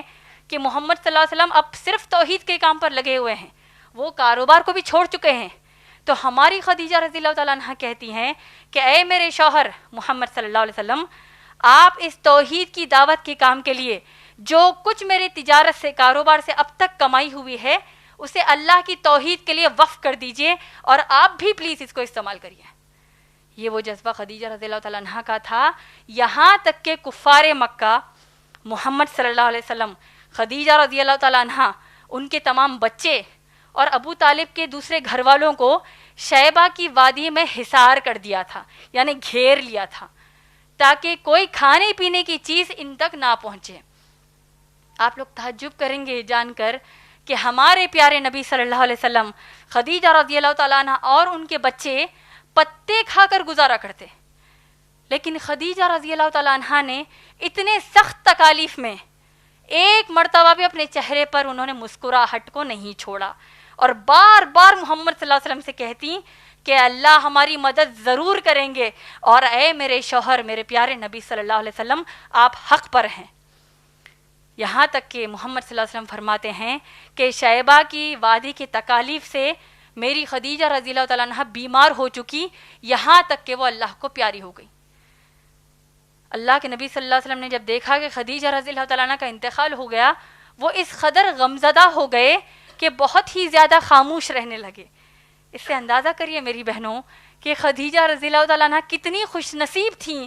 کہ اللہ نے تو محبت کی، ساتھ میں محمد صلی اللہ علیہ وسلم نے بھی محبت کی، سب سے بڑھ کر اللہ نے کی اور محمد صلی اللہ علیہ وسلم نے کی۔ اللہ سبحانہ تعالیٰ نے محمد صلی اللہ علیہ وسلم کو سورہ توبہ سورہ نمبر 9 آیت نمبر 100 میں ایک بہت ہی اہم خوشخبری دی، اور وہ کیا ہے؟ اللہ کے نبی صلی اللہ علیہ وسلم کو اللہ نے فرمایا کہ تمام صحابہ اور صحابیات سے اللہ راضی ہیں۔ اسی لیے جب ہم صحابہ کہتے ہیں تو کہتے ہیں رضی اللہ تعالیٰ عنہ، اور صحابیہ کا نام لیتے ہیں تو کہتے ہیں رضی اللہ تعالیٰ عنہ۔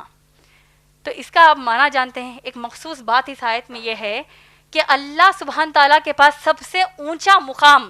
ان تمام صحابہ صحابیات میں ان صحابہ صحابیات کا ہے جنہوں نے سب سے پہلی مرتبہ اللہ اور محمد صلی اللہ علیہ وسلم کے پاس ایمان لے آئے، اور اسی ترتیب سے بعد والوں کو اونچا مقام دیا گیا۔ اس کا مطلب یہ ہوا کہ اللہ کے نزدیک محمد صلی اللہ علیہ وسلم کے بعد سب سے زیادہ اونچا مقام، سب سے عظیم ہماری بیوی خدیجہ رضی اللہ تعالیٰ عنہا ہے۔ اب آئیے میں آپ سب کو اللہ کے نزدیک چوتھی سب سے نیک بندی تاریخی ترتیب کے مطابق بتاؤں، اور وہ ہیں فاطمہ بنت محمد رضی اللہ تعالیٰ عنہا صلی اللہ علیہ وسلم۔ فاطمہ رضی اللہ تعالیٰ عنہا محمد صلی اللہ علیہ وسلم کی 4 بیٹیوں میں سب سے چھوٹی بیٹی تھی، جن کا بعد میں نکاح علی رضی اللہ تعالیٰ عنہ سے ہوا، اور جن کے 2 بیٹے حسن اور حسین رضی اللہ تعالیٰ عنہ محمد صلی اللہ علیہ وسلم جن سے بے تحاشا محبت کرتے تھے۔ فاطمہ رضی اللہ تعالیٰ عنہ کی زندگی پر اگر ہم غور کریں کہ فاطمہ رضی اللہ تعالیٰ عنہ کی ایک عظیم خوبی یہ رہی کہ اللہ کے نبی محمد صلی اللہ علیہ وسلم کی پوری اولاد میں تاریخی کتابوں سے پتہ چلتا ہے کہ فاطمہ رضی اللہ تعالیٰ عنہ سب سے زیادہ محمد صلی اللہ علیہ وسلم کے چہرے کی طرح ان کا چہرہ بڑا پیارا تھا۔ عائشہ رضی اللہ تعالیٰ عنہ فرماتی ہیں کہ فاطمہ رضی اللہ تعالیٰ عنہ جس طرح چلتی تھی وہ محمد صلی اللہ علیہ وسلم کی طرح چلتی تھی، اور فاطمہ رضی اللہ تعالیٰ عنہ جس طرح بات کرتی تھی وہ اپنے والد محمد صلی اللہ علیہ وسلم کی طرح بات کرتی تھی۔ فاطمہ رضی اللہ تعالیٰ عنہ کی ایک اور خوبی یہ رہی کہ محمد صلی اللہ علیہ وسلم نے ان کی شان میں کہا کہ جس نے فاطمہ رضی اللہ تعالیٰ عنہ سے محبت کی اس نے مجھ سے محبت کی، جس نے فاطمہ رضی اللہ تعالیٰ عنہ کو تکلیف دی اس نے مجھے تکلیف دی۔ تاریخی کتابوں سے پتہ چلتا ہے جو ہم سب کے لیے ایک بہت ہی بڑا لیسن ہے، وہ یہ کہ فاطمہ رضی اللہ تعالیٰ عنہ جب محمد صلی اللہ علیہ وسلم پر شیبہ کی وادی کی 3 سال کی تکالیف ہوئیں، جس میں خدیجہ رضی اللہ تعالیٰ عنہ کا بعد میں انتقال اس تکلیف سے ہوا، خود فاطمہ رضی اللہ تعالیٰ عنہ کا بھی انتقال اس واقعے کے بعد ہوا، جبکہ ان کی عمر وہ وقت صرف 6 سے 7 سال تھی۔ جب وہ اتنی بیمار ہوگی 6 سے 7 سال میں، اور ان کے انتقال کی وجہ یہ شیبہ کی وادی کے تکالیف ہوئے، جبکہ فاطمہ رضی اللہ تعالیٰ عنہ کا انتقال محمد صلی اللہ علیہ وسلم کے انتقال کے 6 مہینے کے بعد ہوا۔ فاطمہ رضی اللہ تعالیٰ عنہ کی ایک اور خوبی یہ ہے کہ ام سلامہ رضی اللہ تعالیٰ عنہ ایک محمد صلی اللہ علیہ وسلم کی بیوی فرماتی ہیں کہ فتح مکہ کے بعد جب اللہ کے نبی صلی اللہ علیہ وسلم اپنی بیویوں کے ساتھ بیٹھے ہوئے تھے، اپنی لخت جگر فاطمہ رضی اللہ تعالیٰ عنہ کو بلایا، فاطمہ رضی اللہ تعالیٰ عنہ کے کان میں 2 راز کہے۔ جیسے ایک راز پر فاطمہ رضی اللہ تعالیٰ عنہ وہ رو پڑی، دوسرے راز پر وہ ہنس پڑی۔ ام سلامہ رضی اللہ تعالیٰ عنہ پوچھتی ہیں فاطمہ رضی اللہ تعالیٰ عنہ سے محمد صلی اللہ علیہ وسلم کے انتقال کے بعد کہ وہ کیا بات تھی جو آپ کے بابا محمد صلی اللہ علیہ وسلم نے کر دی کہ پہلے راز پر آپ رو پڑی اور دوسرے راز پر ہنس پڑی۔ فاطمہ رضی اللہ تعالیٰ عنہ فرماتی ہیں کہ میرے بابا میرے نبی محمد صلی اللہ علیہ وسلم نے کہا، اے میری بیٹی، میرے موت کا وقت قریب آ چکا ہے، میں بہت جلد اس دنیا سے جانے والا ہوں۔ جس پر فاطمہ رضی اللہ تعالیٰ عنہ کہتی ہیں کہ میں رو پڑی، اور بعد میں میرے بابا محمد صلی اللہ علیہ وسلم نے فرمایا کہ محمد صلی اللہ علیہ وسلم نے کہا، اے میری بچی فاطمہ رضی اللہ تعالیٰ عنہ، جنت کی عورتوں کی سردار آپ رہیں گی، جس کے اوپر میں ہنس پڑی۔ فاطمہ رضی اللہ تعالیٰ عنہ اتنی زیادہ خوبیوں والی ایک عورت تھی ماشاءاللہ، جہاں پر وہ فرما بردار بیٹی کا کردار نبھا رہی ہیں، وہاں فرما بردار بیوی کا بھی نبھا رہی ہیں، اور پھر ایک بے مثال ماں کا بھی زبردست کردار نبھا رہی ہیں۔ تو آپ لوگ سوچئے کہ اتنی خوبیاں وہ ایک ساتھ کیسے رکھ رہی ہیں۔ ان کی سب سے بڑی خوبی یہ رہی کہ فاطمہ رضی اللہ تعالیٰ عنہ کو اتنے پیارے ماں باپ ملے کہ وہ اپنے ماں باپ کی سب سے زیادہ فرمانبردار بیٹی بن گئی۔ تمام بیٹیاں اللہ کے رسول صلی اللہ علیہ وسلم کی فرمانبرداری کرتی ہیں، فاطمہ رضی اللہ تعالیٰ عنہ بھی اپنے ماں باپ کی بڑی فرمانبرداری کرتی۔ ان کے ماں باپ بھی کون ہیں؟ خدیجہ رضی اللہ تعالیٰ عنہ جیسی ماں، تو محمد رسول اللہ صلی اللہ علیہ وسلم جیسے باپ، اور وہ اپنے شوہر کی اتنی فرمانبردار بیوی تھیں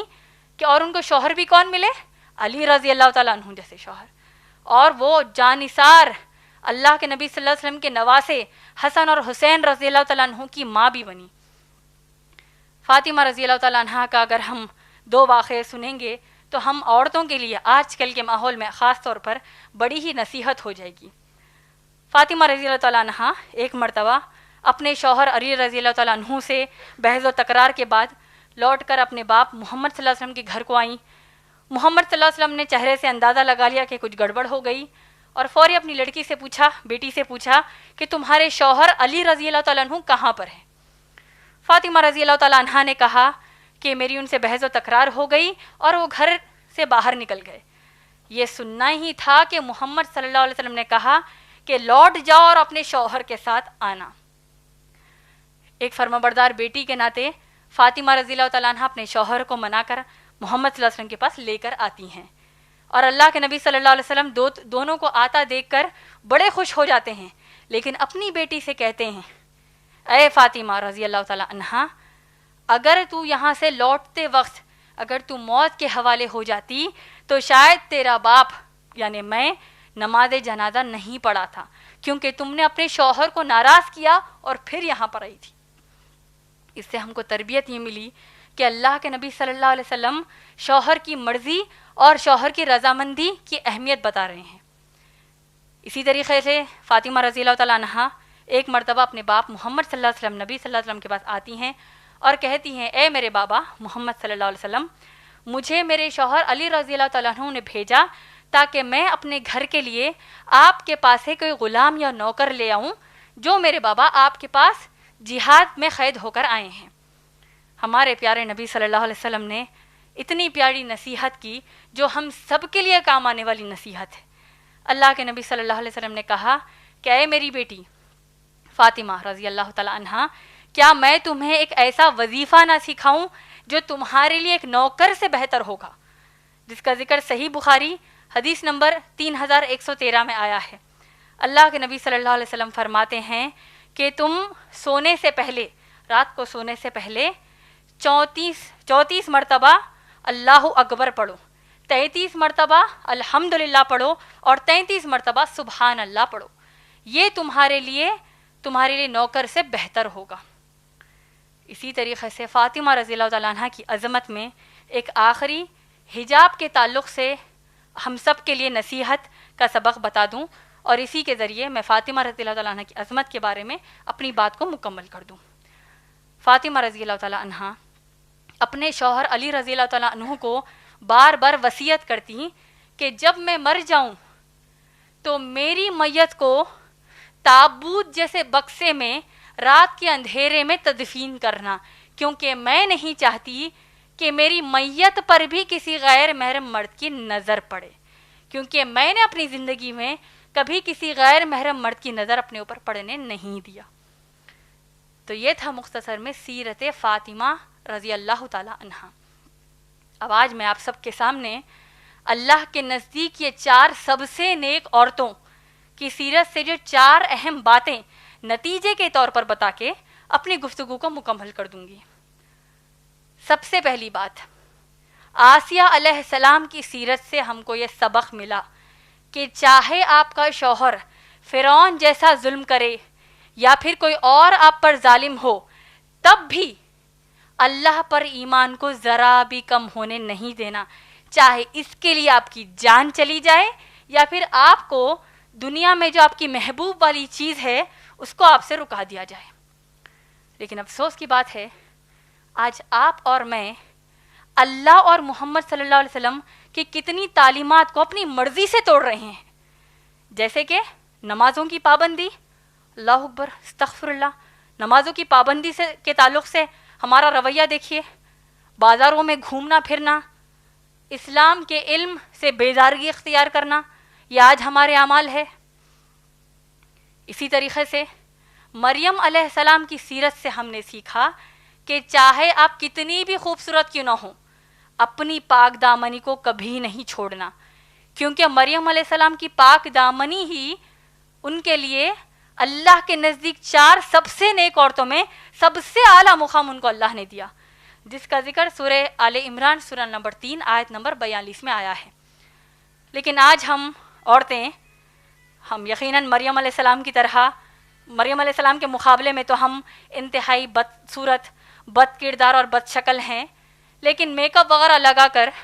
بندرنی کی صورتیں بنا کر فیس بک، واٹس ایپ، یوٹیوب، انسٹاگرام پر اس غلط فہمی سے ڈالتے ہیں، ہماری منحوس صورتیں اس غلط فہمی سے ڈالتے ہیں کہ ہم بہت خوبصورت ہیں، اور پھر آوارہ بد کردار اور بندر کے خصلت والے مرد حضرات جب آپ کی یہ صورتوں کو پسند کرتے ہیں تو ہم بڑے خوش بھی ہو جاتے ہیں۔ تیسری بات، خدیجہ رضی اللہ تعالی عنہا کی سیرت سے ہم نے سیکھا کہ اللہ نے آپ کو جو کچھ عطا کیا ہے ان سب چیزوں کو آپ اللہ کی توحید کی دعوت میں خرچ کرنے کے لیے ہمیشہ تیار رکھیے، اور چاہے اللہ کے دین پر ٹھہرنے کے لیے آپ امیری سے غریبی کو پہنچ جائیں اور غریبی آپ کو موت کے گھاٹ اتار دیں، چاہے آپ کو موت تک کیوں نہ پہنچا دے، لیکن جب تک آپ زندہ ہیں اپنے چہرے پر بالکل شکایت کا ایک بل بھی نہ لانا، اپنے چہرے پر شکایت بالکل نہیں لانا، نہ پھر زندگی کی اپنی شکایت دوسروں سے کرنا اور نہ ہی اللہ کا ناشکراپن کرنا۔ لیکن افسوس کی بات ہے آج ہم اپنی شادی کے لیے،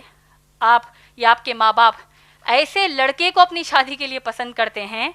نہ جس کے چہرے پر محمد صلی اللہ علیہ وسلم کی سنت ہے، نہ جس کے دل میں اللہ اور رسول صلی اللہ علیہ وسلم سے محبت ہے، اور نہ جس کی زندگی میں اسلام کے لیے کچھ کرنے کی خواہش ہے، اور نہ جس کا مقصد جینے کا جنت کا گھر ہے، بلکہ ایسے لڑکے کو آپ اپنی شادی کے لیے پسند کرتی ہیں جس کے دل میں شاہ رخ خان اور سلمان خان اللہ اور رسول صلی اللہ علیہ وسلم کی جگہ لے چکے ہیں، جن کی زندگی کی کامیابی کا پیمانہ ایسا ہے جس پر اللہ اور رسول صلی اللہ علیہ وسلم لعنت بھیج رہے ہیں۔ آج جب کافر دنیا میں یہ آخرت کے بارے میں سوچتا ہے کہ بھائی دنیا کل کس نے دیکھا ہے، جو ہے آج جتنے مزے لینا ہے لے لو، کل کس نے دیکھا ہے، ایسی ذہنیت رکھنے والے ہر مرد پر لعنت ہو، اور ہم میں سے ان عورتوں پر بھی لعنت ہو جو اپنے لیے شادی کے لیے ایسے لڑکے کو پسند کرتی ہیں جس کے دل میں اللہ رسول سے محبت نہیں ہے، اور ان کے ذریعے بچے بھی پیدا کر لیتی ہیں۔ آخر میں فاطمہ رضی اللہ تعالیٰ عنہا کی سیرت سے ہم کو یہ سبق ملا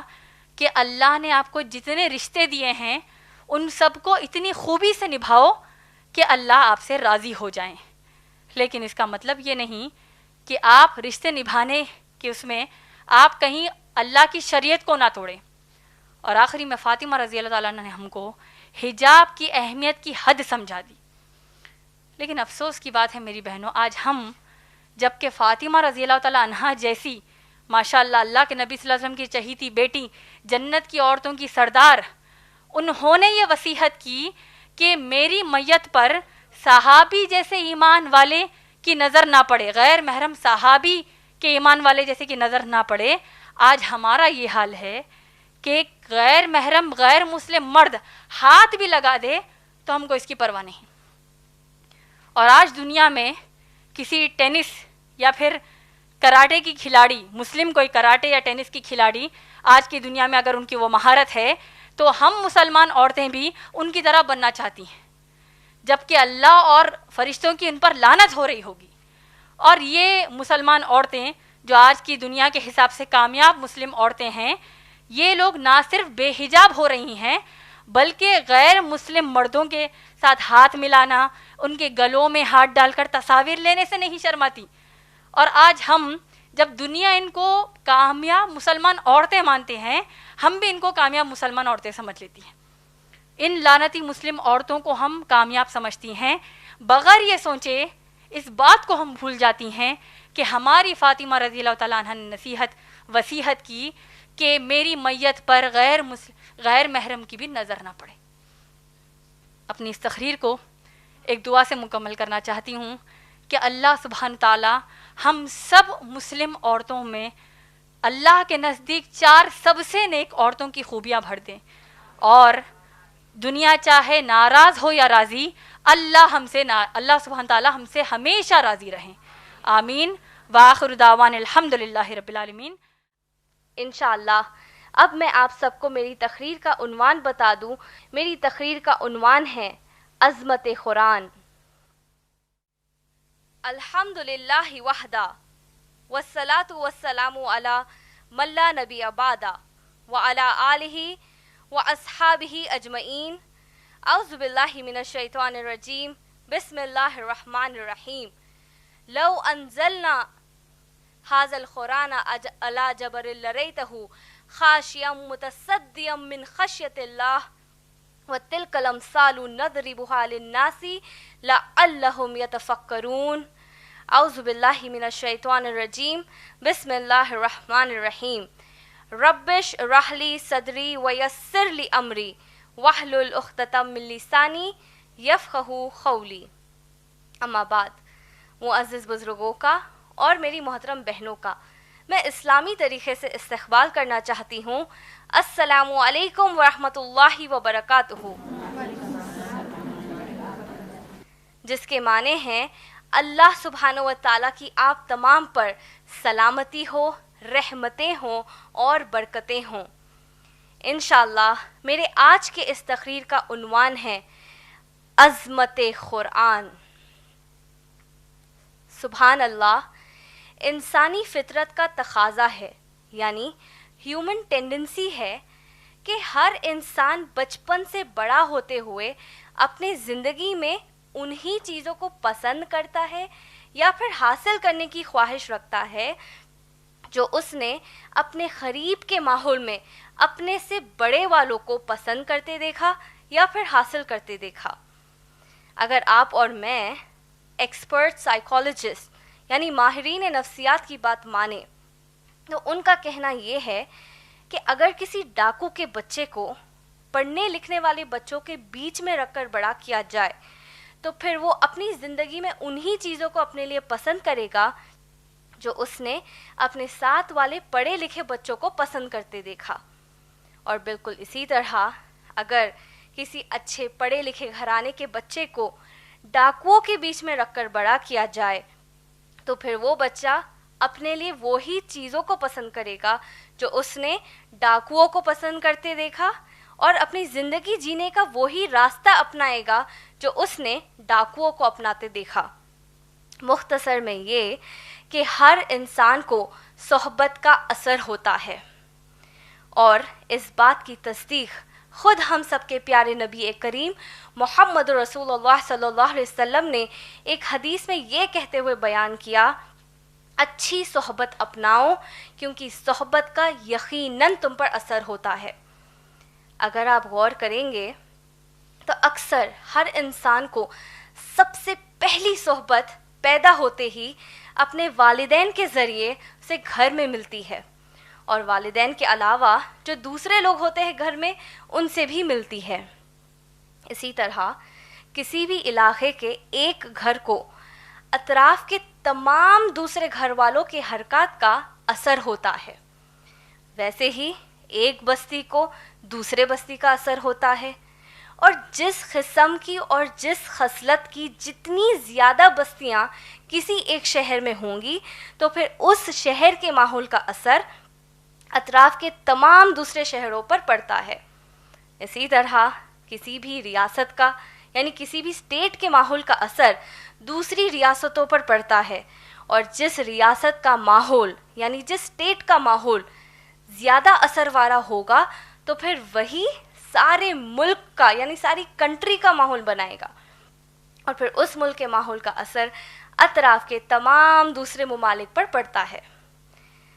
لہٰذا یہ بات عام سمجھ آتی ہے کہ جو بھی ممالک طاقتور ہوں گے دولت وغیرہ سے تو بآسانی کمزور ممالک والے طاقتور ممالک والوں کی طرح زندگی اپنانے کی کوشش کریں گے، کیونکہ انہیں تو یہی سمجھ میں آئے گا کہ شاید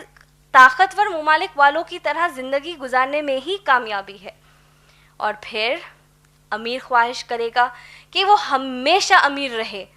طاقتور خواہش کرے گا کہ وہ ہمیشہ طاقتور رہے، اور غریب خواہش کرے گا کہ اس کی غریبی جلد از جلد ختم ہو۔ امیر، طاقتور اور غریب،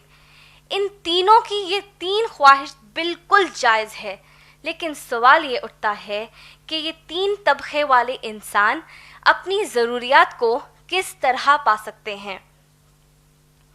اگر آپ دیکھیں گے تو انسانوں میں کچھ انسان جس کو دوسرے کئی انسانوں پر اختیار ہوتا ہے، وہ اپنے اپنے علاقوں کے لیے کچھ قانون بناتے ہیں، اور تاکہ ان کی خواہشات بھی پوری ہو اور کمزور لوگوں کی ضروریات بھی پوری ہو۔ لیکن جب ایسے قانون بنانے والے زمین کے الگ الگ حصوں میں بستے ہیں تو پھر ایک زمین کے ایک علاقے والوں کی ضرورت یا خواہش دوسرے علاقے والوں کی ضرورت بن جاتی ہے، اور پھر انسانی تاریخ گواہی دیتی ہے کہ ایک علاقے والے دوسرے علاقے والوں سے اپنی ضروریات اور خواہشات کو پوری کرنے کے لیے ایک دوسرے سے جنگ و جدال کرتے ہیں اور ساری زمین پر خون خرابہ اور فساد برپا کر دیتے ہیں، جس کے بعد دنیا کے ایک ایک کونے میں ناانصافی اور لوٹ مار کا بازار گرم ہو جاتا ہے۔ ایسی جہالت کے ماحول میں امیر غریب کو کچل دیتا ہے، طاقتور کمزور کو کچل دیتا ہے، طاقتور کمزور علاقوں پر قبضہ کر لیتا ہے، اور انسانیت کی تاریخ میں ایک بات جو ہر ماحول میں دیکھی گئی وہ یہ ہے کہ مرد حضرات کی اکثریت عام طور پر عورتوں کی اکثریت سے زیادہ ہوتی ہے، اور یہی وہ وجہ ہے اگر انسانیت میں سب سے زیادہ کسی کے حقوق مارے گئے تو وہ عورتوں کے حقوق ہے۔ اکثر ظلم و ستم کی وجہ یہ ہی ہوتی ہے کہ ظلم کرنے والے کو ذرا برابر بھی ڈر نہیں ہوتا کہ اس سے کسی عدالت میں اپنے اعمال کا حساب لیا جائے گا، جس کی وجہ سے امیر عیاشی سے نہیں ڈرتا، طاقتور قتل و غارت گیری سے نہیں ڈرتا، اور غریب اپنے خواہشات کو پوری کرنے کے لیے چوری، لوٹ مار اور ڈکیتی جیسی لعنتی چیزوں سے نہیں ڈرتا۔ پہلے انسان سے لے کے آج تک جب کبھی ایسے جہالت کا ماحول عام ہوا تو پھر ساری انسانیت کے خالق اللہ نے بار بار ہر دور میں انسانوں کے بیچ ان انسانوں کو جو اللہ کے نزدیک نیک ہوتے ہیں انہیں رسول بنا کر چنا، نبی بنا کر چنا، اور ان رسولوں کو اپنے دور میں ہونے والے ناانصافیوں اور ظلم و ستم کو ختم کرنے کے لیے ہدایت کی کتابیں نازل کیں، اور جو ان کتابوں میں علم دیا وہ ایسا علم تھا جو انسان کبھی خود سے جان ہی نہیں سکتے، اور انہیں بتایا کہ ان سب کو پیدا کرنے والا ایک ہی رب اللہ ہے، اور اس سب کو یہ زندگی اور اس زندگی کے خواہشات صرف امتحان لینے کے لیے دی گئی ہیں، جس کے بعد ہر ایک کو موت آئے گی اور سب کو اللہ جو کہ خالق ہے ان اللہ کے سامنے جمع ہونا ہے اور اپنے اعمال کا حساب اللہ کے سامنے اکیلے دینا ہے۔ جس کسی شخص کے اعمال اللہ سبحانہ و تعالیٰ کے احکامات کے فرما برداری میں تھا تو پھر ایسا شخص انشاءاللہ ہمیشہ ہمیشہ جنت میں رہے گا، اور وہ شخص جس کے اعمال اللہ سبحانہ و تعالیٰ کی نافرمانی میں تھے،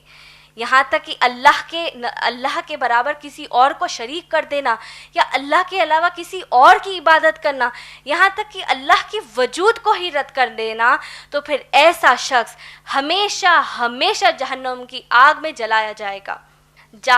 بیوقوف اور جاہل انسان نے انسانیت کے تاریخ میں اس حد تک ہمت کر دی کہ اس نے اللہ کے نبیوں کا ہی قتل کر دیا، اور جو اللہ نے احکامات کی کتابیں نازل کی تھی یا ہدایت کی کتابیں نازل کی تھی انہیں بدل کے رکھ دیا۔ تو پھر اللہ سبحانہ و تعالیٰ نے آخری مرتبہ اپنے آخری نبی اور آخری رسول یعنی ہم سب کے پیارے محمد رسول اللہ صلی اللہ علیہ وسلم پر آخری مرتبہ اس آخری کتاب کو نازل کیا، قرآن کو نازل کیا۔ تو میری بہنوں آئیے اب ہم اس عظیم کتاب کی عظمتوں کو سمجھنے کی کوشش کرتے ہیں، لیکن آپ سب کو سب سے پہلے یہ بتا دوں کہ قرآن کی عظمت اتنی زیادہ ہے کہ اگر میں قرآن کی عظمت پر بیان دیتی چلی جاؤں تو آپ تمام سننے والے اور میری بولتے بولتے زندگی ختم ہو جائے گی، لیکن عظمت قرآن کا حق بیان نہیں ہو سکے گا۔ تو انشاءاللہ اس مختصر سے وقت میں قرآن کی کچھ عظمتیں، چند عظمتیں آپ سب کو بتا دوں۔ قرآن کی سب سے بڑی عظمت یہ ہے کہ اللہ سبحانہ و تعالیٰ نے جس رات اس کتاب کو نازل کیا تھا وہ رات اللہ کے نزدیک اتنی اہم ہے کہ اللہ سبحانہ و تعالیٰ نے اس رات کے نام کا سورہ اس قرآن میں نازل کر دیا، جو سورہ قدر سورہ نمبر 97 ہے، جس میں اللہ سبحانہ و تعالیٰ فرماتے ہیں، سب سے پہلے اللہ کہتے ہیں کہ بے شک ہم نے اس کو یعنی اس کتاب کو قدر والی رات میں نازل فرمایا. اور پھر اللہ سبحانہ و تعالیٰ دوسری آیت میں یہ کہتے ہیں کہ آخر یہ تم کیا جانتے ہو کہ لیلۃ القدر کی رات کیا ہے. اور پھر تیسری آیت میں اللہ سبحانہ و تعالیٰ خود جواب دیتے ہیں کہ قدر کی رات 1000 مہینوں کی رات کے برابر ہے.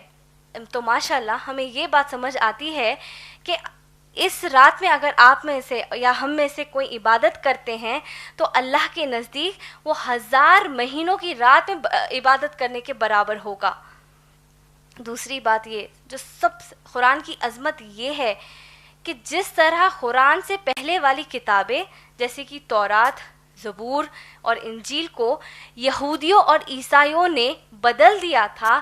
اس طرح قرآن کو پوری انسانیت بھی اگر مل جائے تو اس کو بدل نہیں سکتے. بدلنا تو دور کی بات ہے، ایک حرف کو بھی ادھر کا ادھر نہیں کر سکتے. کیوں؟ کیونکہ اللہ سبحانہ و تعالیٰ نے سورہ ہجر سورہ نمبر 15 کی آیت نمبر 9 اور سورہ فصلت سورہ نمبر 41 کی آیت نمبر 42 میں یہ اعلان کیا کہ اللہ خود اس کتاب کی ایک ایک حرف کی حفاظت کریں گے. قرآن کی عظمت یہ ہے میری بہنوں کہ اللہ نے جس نبی پر یہ کتاب نازل کی وہ امی تھے، یعنی وہ جس کو پڑھنا لکھنا نہیں آتا تھا. اور اس بات کی تصدیق اللہ سبحانہ و تعالیٰ خود سورہ عنکبوت سورہ نمبر 29 کی آیت نمبر 48 میں کرتے ہیں. سبحان اللہ، قیامت تک کوئی انسان یہ بول ہی نہیں سکتا کہ محمد صلی اللہ علیہ وسلم نے نعوذ باللہ قرآن خود ہی سے لکھ لی تھی. قرآن کی عظمت یہ ہے کہ اگر ساری انسانیت بھی اگر جمع ہو جائے تو پھر بھی وہ اس کتاب میں ایک غلطی نہیں نکال سکتے، کیونکہ اللہ سبحانہ و تعالیٰ سورہ نساء سورہ نمبر 4 کی آیت نمبر 82 میں فرمایا کہ کیا تم لوگ قرآن پر غور نہیں کرتے کہ اگر یہ قرآن اللہ کے علاوہ کسی اور کی طرف سے نازل ہوتا تو اس میں بے شمار غلطیاں ہوتی. اور قرآن کی عظمت یہ ہے کہ اگر آپ کسی بھی دوسری مذاہب کی کتاب پڑھیں گے یا دوسرے ممالک کی قانون کی کتابیں پڑھیں گے تو قرآن سب سے پہلی کتاب ہے جو ہم عورتوں کو علم حاصل کرنے کا حق دیتی ہے. قرآن ہم سب کو انہیریٹنس رائٹس دیتی ہے، یعنی وراثت میں حصہ پانے کا حق دیتی ہے، معیشت کا حق دیتی ہے یعنی اکنامک رائٹس دیتی ہے، اپنی پسند سے نکاح کرنے کا حق دیتی ہے اور بے شمار حقوق عطا فرماتی ہے. قرآن کی عظمت یہ ہے کہ اللہ نے اس کتاب کو کسی ایک قوم کے لیے نہیں، کسی ایک قبیلے کے لیے نہیں، بلکہ ساری انسانیت کے لیے ہدایت کی کتاب بنا کر نازل کیا. میری بہنوں، یہ کتاب وہ ہے جو ہمیں گمراہی سے نکالتی ہے اور سیدھے راستے پر لاتی ہے. نبی صلی اللہ علیہ وسلم نے اس کتاب کو لے کر ایک ایسا انقلاب لایا کہ صرف 23 سال میں یعنی 23 ایئرس میں ساری دنیا کو بدل کر رکھ دیا. میری بہنوں، کیا آج ہم کوئی بھی عمل کرنے سے پہلے یہ سوچتی ہے، ایک لمحے کے لیے بھی سوچتی ہے کہ کیا میرا عمل قرآن کے مطابق ہو رہا ہے یا قرآن کے خلاف ہو رہا ہے؟ ہم یہ صرف اس لیے نہیں سوچ رہے ہیں کیونکہ ہمارے ذہن سے یہ تصور ہی چلا گیا کہ ہم سب کو موت آئے گی، جس طرح محمد صلی اللہ علیہ وسلم اور صحابہ رضی اللہ تعالی عنہم اجمعین کو اس کتاب کے ذریعے عزت دی، دوبارہ ہم سب کو بھی دیں گے انشاءاللہ. اللہ سبحانہ و تعالیٰ فرماتے ہیں اعوذ باللہ من الشیطان الرجیم بسم اللہ الرحمن الرحیم لو انزلنا هذا القرآن على جبل لرأيته خاشعا متصدعا من خشیة اللہ وَتِلْكَ الْأَمْثَالُ نَضْرِبُهَا لِلنَّاسِ لَعَلَّهُمْ يَتَفَكَّرُونَ۔ اللہ سبحانہ و تعالیٰ کہتے ہیں کہ اگر ہم اس قرآن کو کسی مضبوط پہاڑ پر نازل فرماتے تو یہ مضبوط پہاڑ بھی اس قرآن میں موجود اللہ سبحانہ و تعالیٰ کے احکامات کے ڈر سے ٹکڑے ٹکڑے ہو جاتا، یعنی ریزہ ریزہ ہو جاتا۔ اور پھر اللہ سبحانہ و تعالیٰ فرماتے ہیں اے انسان ہم تیرے سامنے یہ مثال اس لیے پیش کر رہے ہیں تاکہ تو اس قرآن کے معاملے میں ذرا عقل سے کام لے۔ وآخر دعوان الحمد للہ رب العالمین۔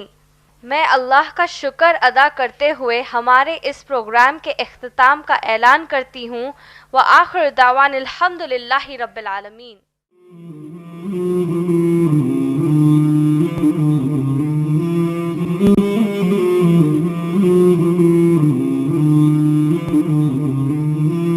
Mm-hmm.